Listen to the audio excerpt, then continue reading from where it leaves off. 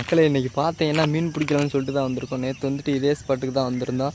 நேற்று வந்து ஒரு 4 மீன் கிட்ட அடிச்சு மக்களே.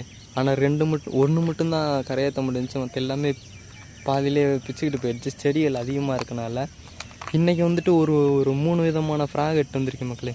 இதை போட்டு தான் இன்றைக்கி ட்ரை பண்ண போகிறோம். இந்த இடத்துல தான் ட்ரை பண்ண போகிறோம். பார்க்கலாம் எவ்வளோ ரிசல்ட் இருக்குதுன்னு சொல்லிட்டு. இல்லை இங்கனுக்குள்ளே அடிக்கலைன்னா அப்படியே சுற்றி போக வேண்டியதான் மக்களே. இந்த குளத்தையே ஒரு ரவுண்டு அடித்து 8 மணிக்குள்ளே ஒரு ரவுண்டு அடித்து மீன் பிடிச்சிட்டு வீட்டுக்கு போகணும் மக்களே. வாங்க நம்ம ராடன்ட்டில் தயார் பண்ணிடலாம்.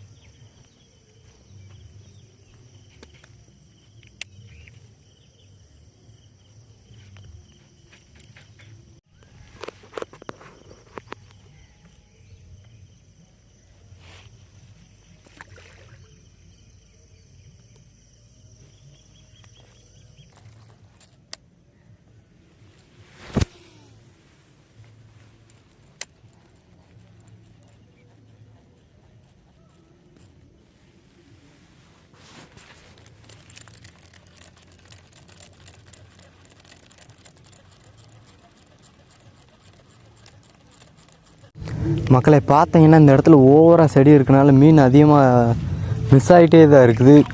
தவளை பொம்மையை ஒழுங்காக பிடிக்க மாட்டேது. நம்ம வந்துட்டு அங்கிட்டு கொஞ்சம் செடி இல்லாத பக்கம் போவோம். போய் வேறு ஒரு பக்கம் ட்ரை பண்ணுவோம் மக்களை. இன்னும் ஒரு மணி நேரம் தான் இருக்குது. எதனா கேட்சப் பண்ணிட்டு வீட்டை பக்கம் கிளம்புவோம்.